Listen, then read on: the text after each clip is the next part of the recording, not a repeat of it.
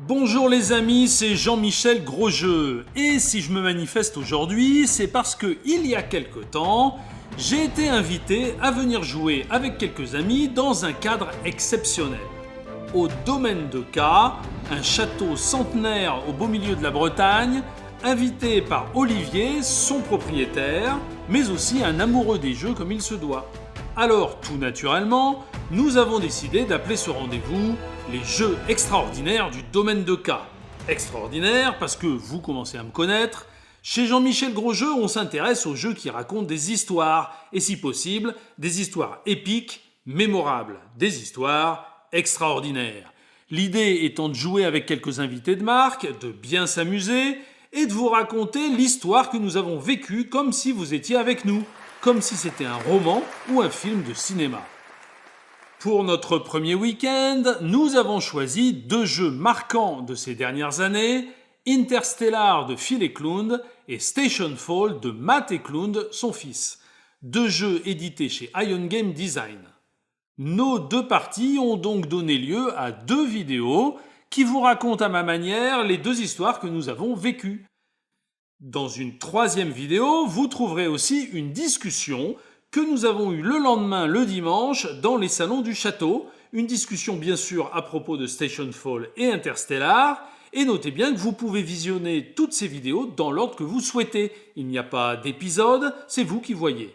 Et alors, la vidéo que vous êtes en train de regarder maintenant, la quatrième, c'est une interview exclusive des deux auteurs, Matt et Phil Eklund.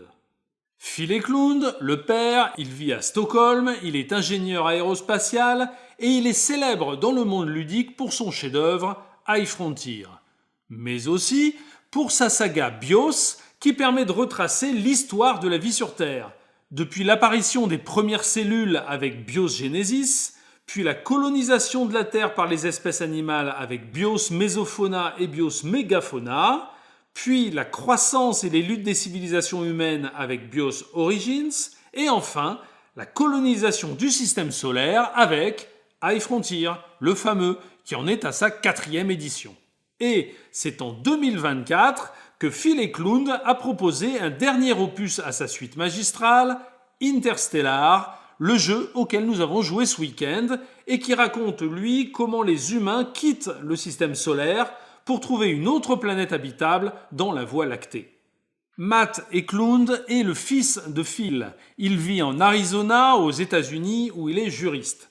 Dans le monde ludique, il est connu pour la série PAX, à laquelle il a participé avec son père. PAX Renaissance, PAX Porfiriana et plus récemment PAX Transhumanity. Et en 2023, il surprend tout le monde avec un jeu beaucoup moins sérieux que d'habitude, Stationfall, qui raconte la lutte déjantée entre une poignée de personnages piégés dans un vaisseau en perdition, le jeu auquel nous avons joué ici. Voilà, les présentations sont faites, les présentations des invités, car de l'autre côté du micro, vous trouverez Fred Serval, l'un des joueurs de ce week-end au domaine de K, mais aussi auteur de jeux d'histoire et surtout animateur de la chaîne YouTube Homo Ludens, où il a l'habitude d'interviewer des auteurs du monde entier. Je serai donc aujourd'hui son acolyte et j'ouvre mon grand rideau pour commencer sans plus attendre notre interview. But let's start with the interview. We would like to start with asking both of you to present your games, both Interstellar and Stationfall, in a few words. And the idea is that we're going to present this to the wider audience as we can. So don't expect prior knowledge from the people watching us. So if we could start maybe with you, Matt, presenting Stationfall, and then we'll go to you, Phil, presenting your games briefly.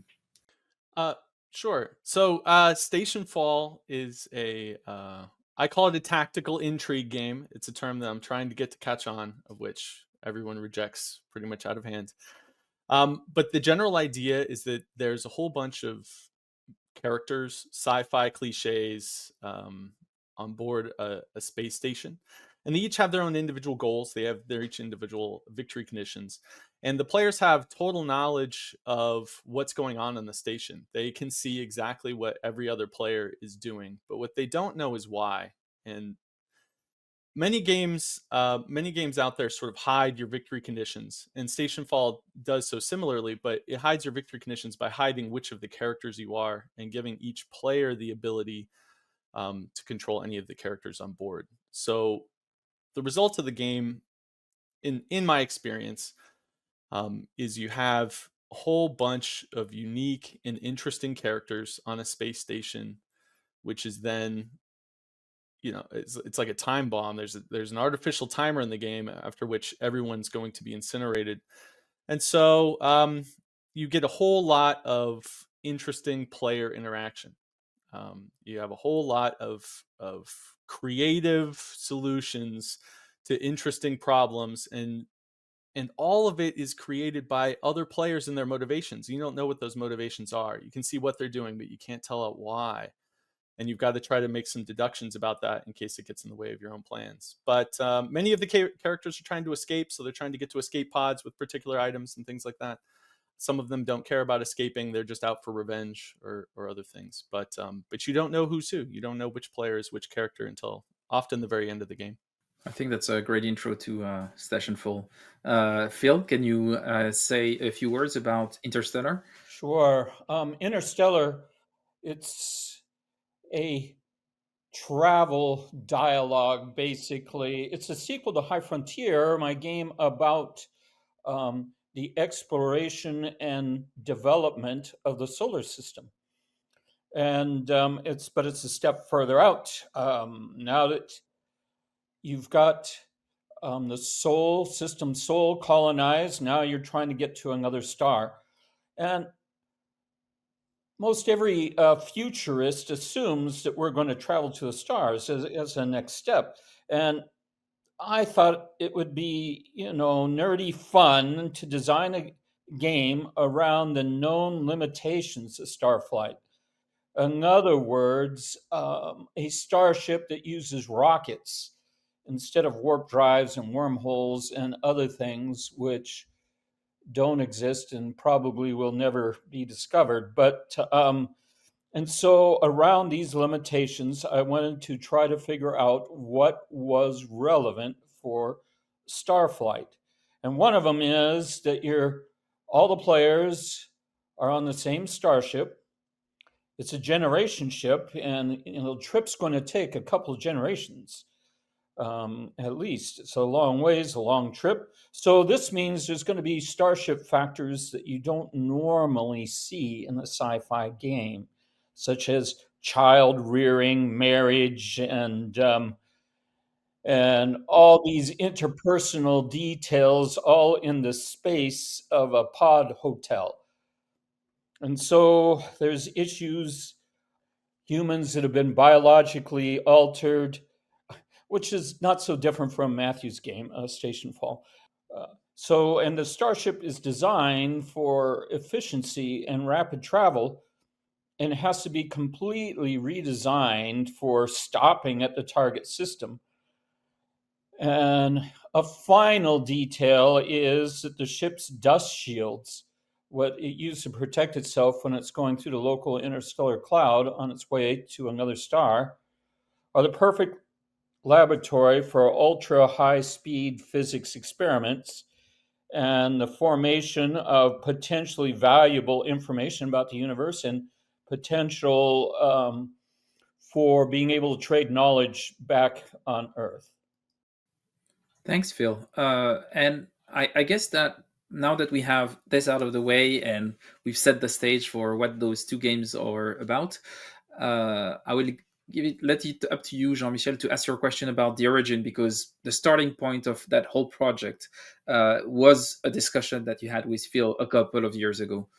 Yes, because yes, Phil, I met you 2 years ago in France, and we were talking about Stationfall and Interstellar, and you told me that both these games came from a game you used to play with Matt several years ago. And what can you say about that, about this specific game? Yes, I can say quite a bit, but maybe Matt has something to say about this as well. I'll just say that we're talking about a game that our our colleague, Neil Sofji of Fat Messiah Games, now with NASA, had designed a game including a space station, and there were aliens and drama on this game, Solitaire. But this design was the space station was very elaborate and should look very familiar to players of Stationfall. I don't want to say that it was stolen directly, but It was most. Well, I that's- can answer that question. Big It was- accusations. Big It accusations. was mostly stolen. It was mostly stolen directly. So to clarify, the game we're talking about is the Vesuvius Incident. It's by Neil Sofji and Fat Messiah Games from I think like the 90s, and it's a really excellent solitaire game that sort of mimics the Aliens film. So it's space marines going onto a space station full of unknown dangers. And trying to figure out what happened and rescue any survivors and account for any dead and get out of there alive. And it's really it was a really cool, interesting, innovative game in many ways. But what stuck with me about the game was the station itself, which is has a gravity ring, it has a central hub, it has ships and shuttlecrafts that attach to that central hub. And it was like sort of well thought through from a scientific perspective, right? There's a telescope on board, but of course that's then the non-rotating part. It separates the labs and the living areas. So that was an excellent game. But this space station was so cool that led to a lot of different things. And one of those things, we did a lot of role playing. I mean, I was in high school around this time period. The years all kind of blend together, but that's my sort of vague recollection on this. And Phil designed a sci-fi scenario using and literally played on the Vesuvius Incident's map, and it was a transactional game. It was a game where a scientist is trying to sell an object to a pirate. So the pirates show up to a space station, and so that was a one-off. We only did that once, but it was so cool that Phil and I decided to try to make it into like an official variant, or actually it became a product. I think for a period of time it was sold on Sierra Madre Games. Is that true? that is true. It's still for sale, by the way. The artifact is. It was sold as a variant. You needed the Vesuvius Incident to be able to play it. The Last Frontier to Vesuvius. You needed 4 copies. You needed 4 copies. Because it had 4 different maps. I mean, 4 same maps.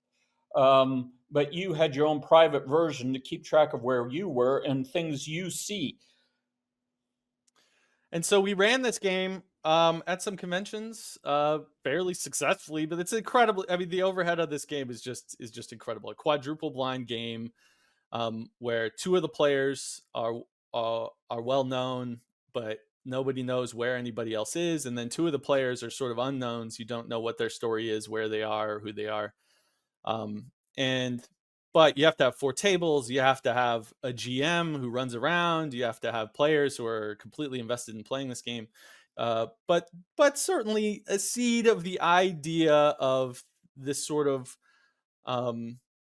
not even knowing. You'd be talking to another player if you were playing that game, and you wouldn't even really know. You wouldn't just not know where they were. You would have no idea what they were up to, why they were up to what they were doing, and they could tell you anything, but they could be lying to you. They could say, go drop off the artifact in the bathroom. You'll be totally safe. And you walk in there and it's a trap full of aliens or whatever, like it was just very zany. Yeah. And going from this game that feels quite radically different and closer to a role-playing game that had a pretty upfront cost to be played.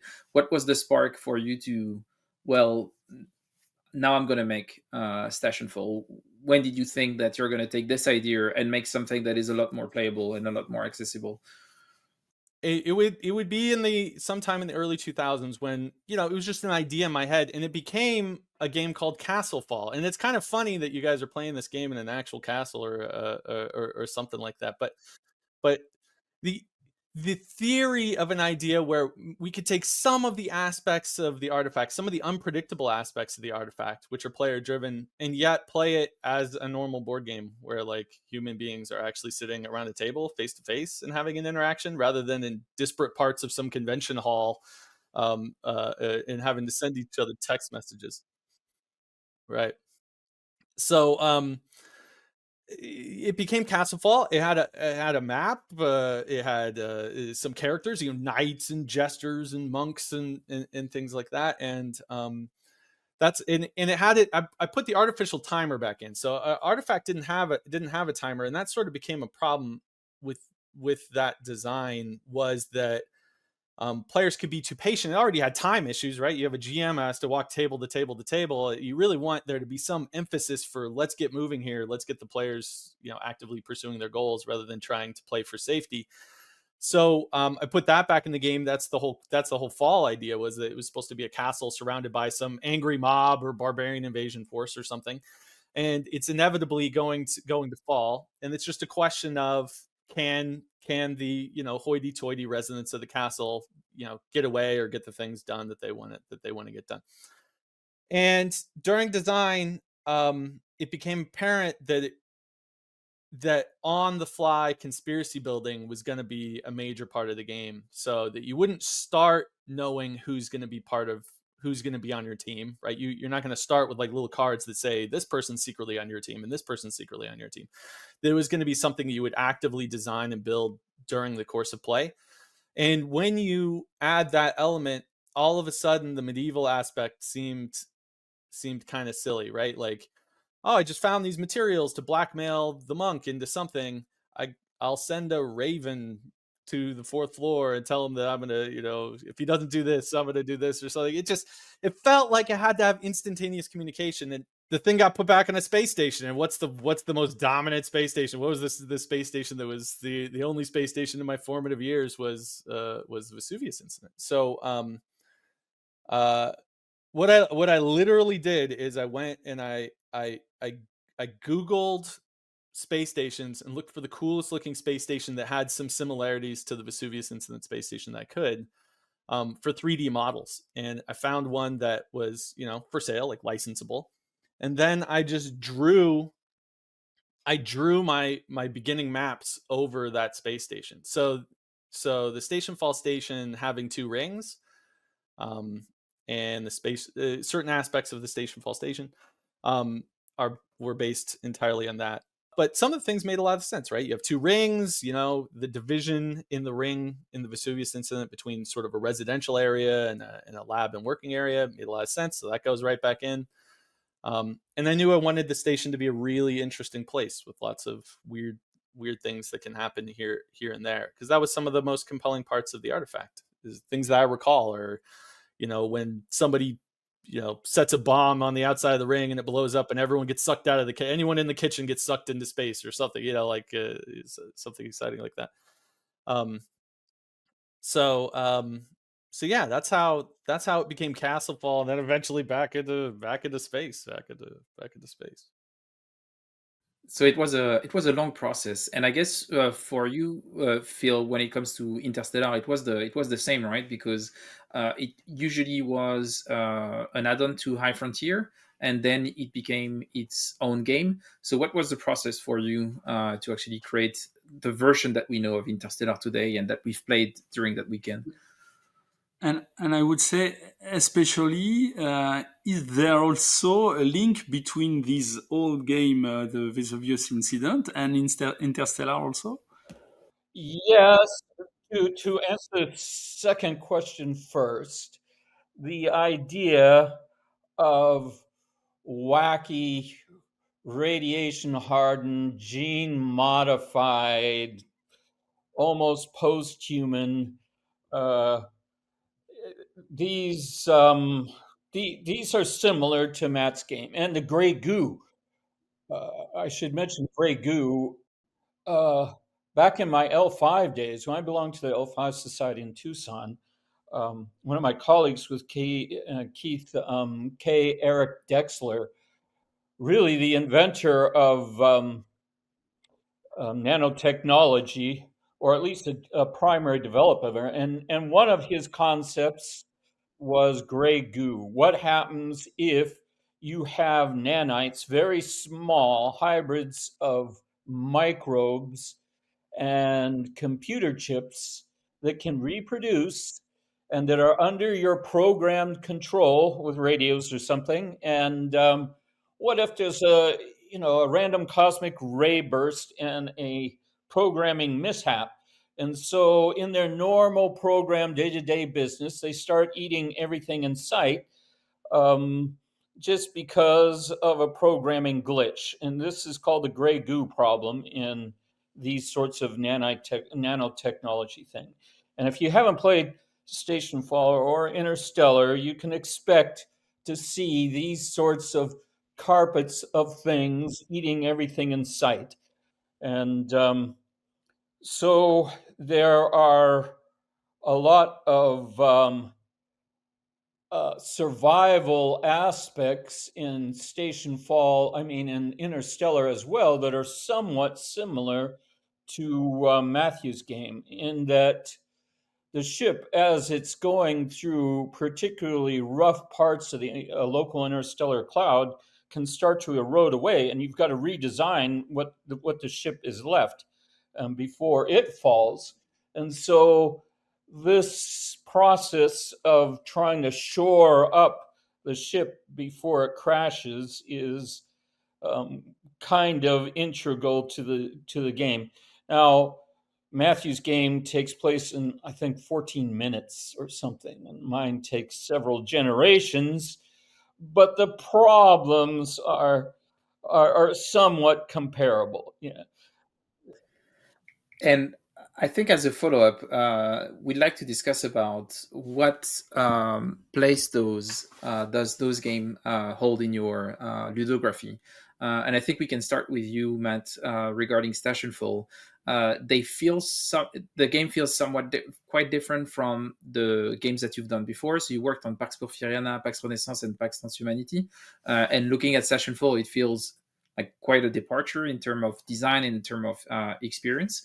So originally strong mechanical games within a specific series, whereas Stationfall is a lot of hidden information, very dynamic, and more focused on emerging storytelling.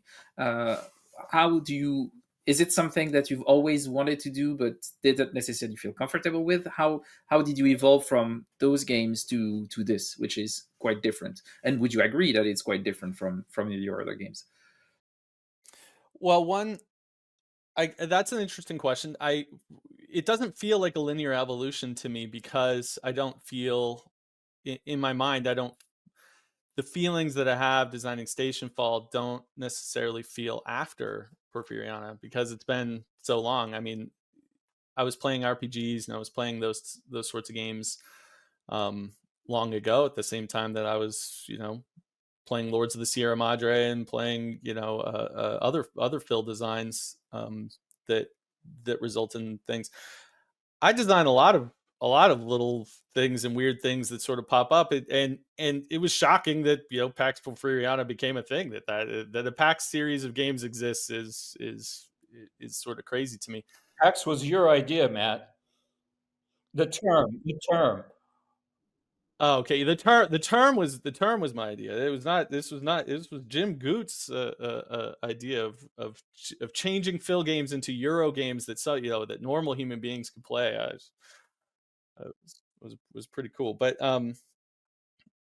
it doesn't feel like an evolution. Stationfall isn't standing on the shoulders of Pax Porfiriana, but I guess there is. I mean, Pax Transhumanity. There's some things, right? You've got telepathic rats in both games. You've got gray goo in both games. I mean, there are some things that are just gonna show up in all my games. So certainly some of those concepts are repeating, and I'm sure that some of my research and stuff in transhumanity led to ideas in Stationfall. So I suppose in that respect they're somewhat similar, But still, in terms of storytelling, there is a huge difference between Stationfall, for example, and Pax Transhumanity. One is Pax Transhumanity is quite a Euro style game, quite mechanical, and And Stationfall is very close to a role-playing game for. I think that's I think it's very fair. Abstract, perhaps even overly abstract, is a very reasonable statement to make about PAX Transhumanity. But my defense of it is that I'm only trying to simulate the most important and formative years of humanity's history across the entire scope of the planet and space, with a bunch of cards. So to some extent, it has to be abstracted. I mean, we're gonna be abstracting a lot out. So maybe, I mean, from that respect, maybe Stationfall's the flip side of the coin to that. I've never really thought of that, but I think Andy Mesa, who developed Stationfall, and did a real bang up job with it. I'm going to misquote him. I know I am, but I think it's something along the lines of, Stationfall is what you get at the end of PAX Transhumanity, right? Like this is where we're headed, folks. We're headed to Titanic's, of hilarious stupidity, proportions. And I think it's a very cynical outlook, but man, it's looking more and more accurate every day. Sometimes, I swear. But And regarding Interstellar, maybe Jean-Michel, I will let you ask the question to Phil regarding the space of Interstellar in his ludography, because of course we're going to talk about High Frontier, and I've never played High Frontier. In fact, Phil, in your games, and especially High Frontier, your big game about spacecraft, It's my big game. and you are used to tell stories with your game. When you play High Frontier, you live. Yes, telling stories is what I like to do best. It has to enhance the storytelling. And of course, Jean-Michel, you also love these sorts of games. This is what immersion is, what you live for. And this sort of passion for living the story, what you imbibe in all the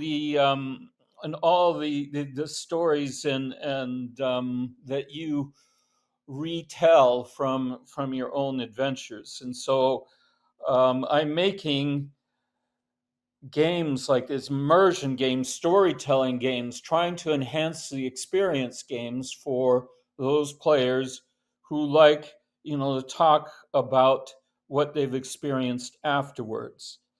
What I love about designing games is, well, I love science, I love history, I love a lot of things, and I'm excited to tell about what I've learned about how the universe works through this genre of storytelling games.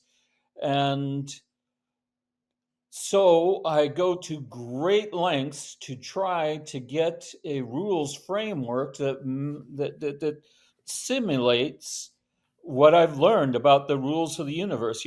But there is something specific that Jean-Michel was telling me, was that you have actually a big part of your work that is all interconnected. So you've got Bios, Saga, you've got the High Frontier, and all of the modules. Yeah. And I'm currently working on Arrival.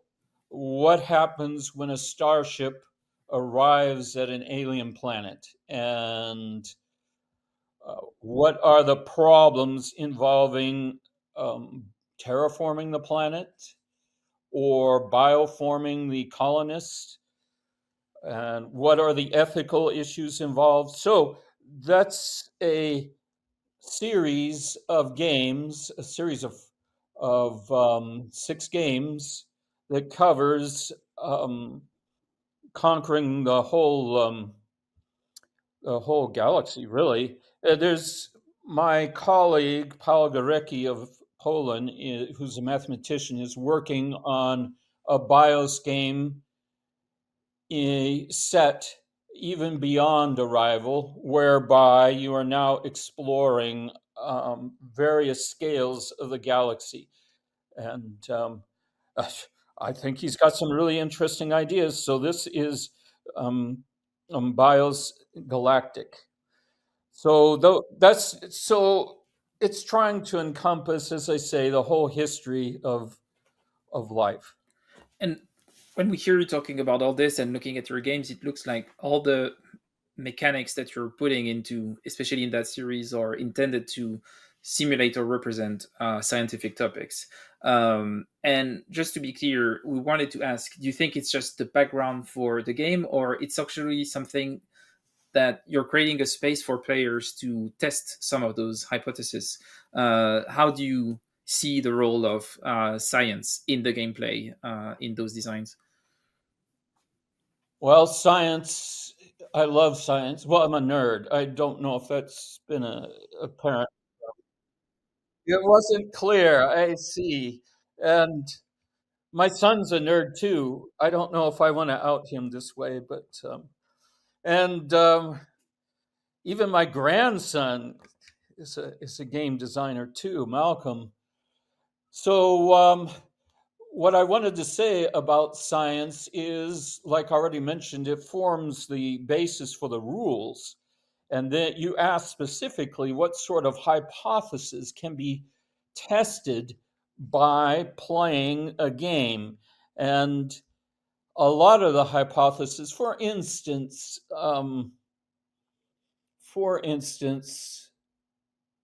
politics. I'll just mention politics briefly. If you've ever watched Captain Kirk in the Starship Enterprise going off to alien worlds, this is a military ship, and the commander's word is law.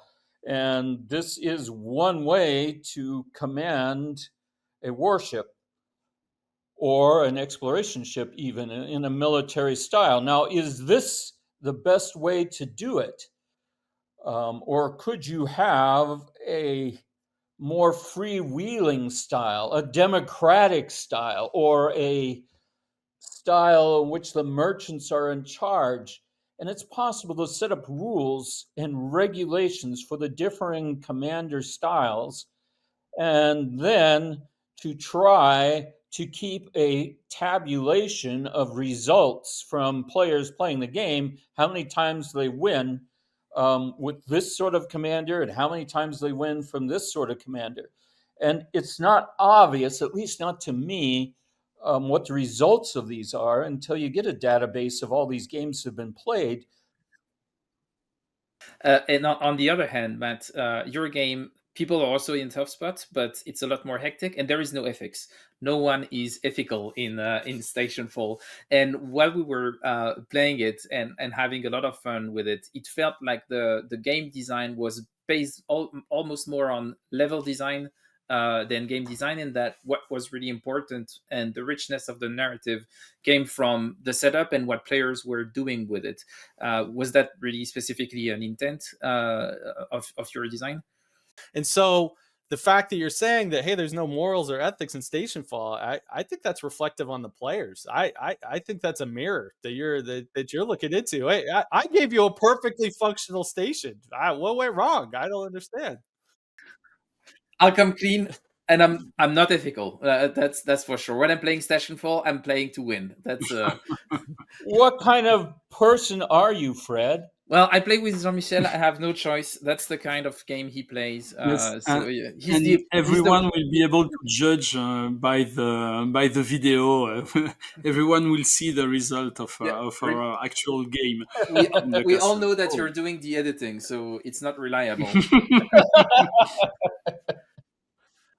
But that's an interesting point too, right? Because Stationfall doesn't reward morals or ethics or any of that stuff. There's like only one character out of the 20 that I would want to be friends with, right? Like these are all horrible, malicious human beings, and we have myself and the developers spent a huge amount of time caring about every single start location of every single character, and even just small shifts of a compromat from here to there, or the briefcase from here to there, or the rocket wings from here to there, even just like a one section shift could have dramatic effects, because on any given turn, any player can activate any character, and even if those characters aren't going terribly far or doing a huge amount, taking a step this direction and not that direction changes the possibilities for every other player on their turn. And so, and you, this is very testable, right? Play a game of Stationfall, and go print a firebomb and see if that changes the game. Not for you, but for everybody else, right? You go mix up, incendiary device in the chem lab and see if other players change what their plans were based on that. And the answer is, of course, they will. So we had to move things around, balance it as best we could. It was an incredibly difficult task. But I think it's a fair statement that it's more level design than game design. There's sort of the overarching idea of players all getting to do whatever they want with whoever they want, and secretly being one of those characters and being able to reveal in the course of play, and there being consequences for that and benefits for that. That's where most of the game design is, right? And the rest of it is just here's actions, and there's a ton of them, right? There's a ton of different actions you can do with any particular character, but they're all pretty mundane, right? Do the section thing that you're in, move into another section, throw a firebomb, hit somebody with a wrench.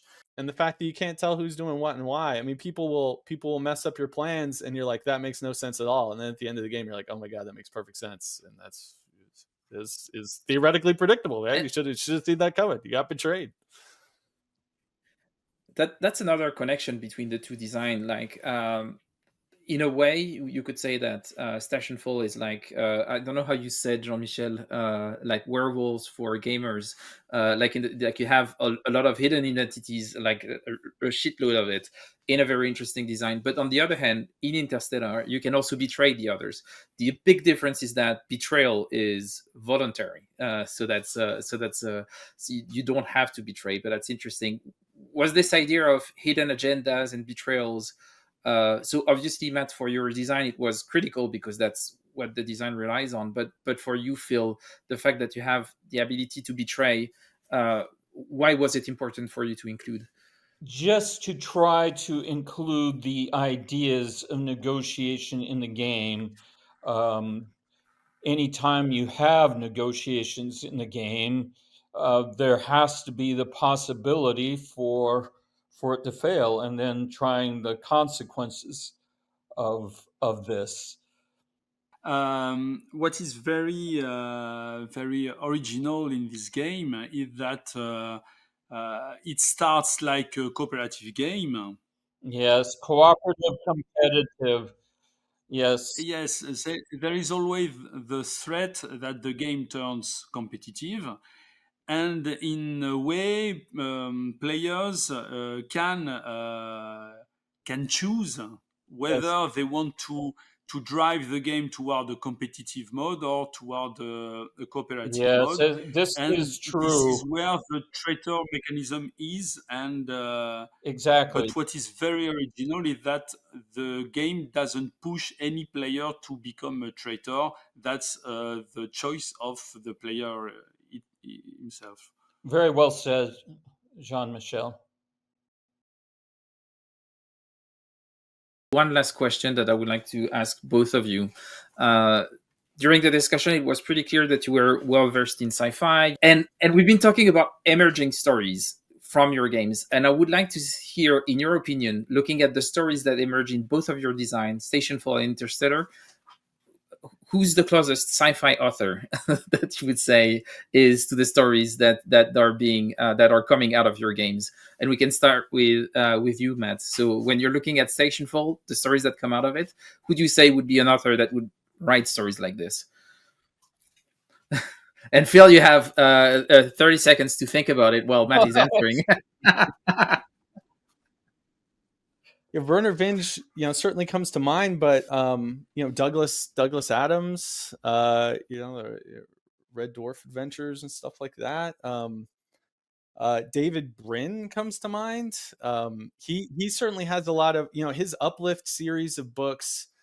I really enjoyed, and have certainly adopted. Having smart astro chimps running around my observatory. And Heart of the Comet was it probably still is my favorite book. I'm afraid to read it again because it's been many decades since I read it, and maybe it won't hold up on a reread. But that was an amazing novel about a colony on Halley's Comet, because of course that has to come up again. Those are the ones that come to mind for me. And for you, Phil, regarding Interstellar? Well, for Interstellar, I'll mention Andy Weir, who wrote The Martian, and which was also made into a spectacular movie. But his latest one is called the Hail Mary Project. It's about an interstellar flight, and it also features an alien that's able to exist at the temperature of lava, and how such an alien might work, and what kind of biology it would, and what kind of biofluid, mercury biofluid surging through it. This became sort of the basis for aliens in Arrival, which thrive at different temperatures, so that they can swim in lava lakes, or at even greater temperatures and pressures. The temperature and pressure of ice 7 at 2000 degrees K. So the idea of a planet layered into these different temperature zones and pressures in which aliens could coexist was kind of inspired by Andy Weir. And it's a lot of nerdy fun, too, comparing the performance of his starship with the Exodus, the name of the starship in the Arrival series and in Interstellar is called the Exodus, and his starship performs much better, but there's reasons for it. But it's a rocket, and so it, unlike Star Trek and almost every other sci-fi thriller you can think of, it has problems of rocketry and not of bending space or warp drives or something. One quick question. Did you ever think about writing a novel to tell your story, or do you think that games is a better way to tell story? Well, I think games are a better way, but as far as sci-fi novels, I'm looking at you, Matt. Yes, I tried. I tried and failed. Once upon a time, many years ago, I won a short story contest at the local sci-fi convention, and then I was like, "Oh, I'm going to be a writer. I'm going to be a writer." But 30,000 words later, I was like, "This is impossible. This is." Great. But thanks a lot to both of you for your time and answering our questions. It was a super interesting conversation. We'll probably send you some maybe screenshots of some of the shots from the castle, so you can have an idea of how it looked like and everything. It's pretty nice. Like, the castle is really cool. So yeah, you'll see. And once again, thanks a lot for doing this with us. Hey, right on. Thank you, Fred. Thanks for having us. Jean-Michel.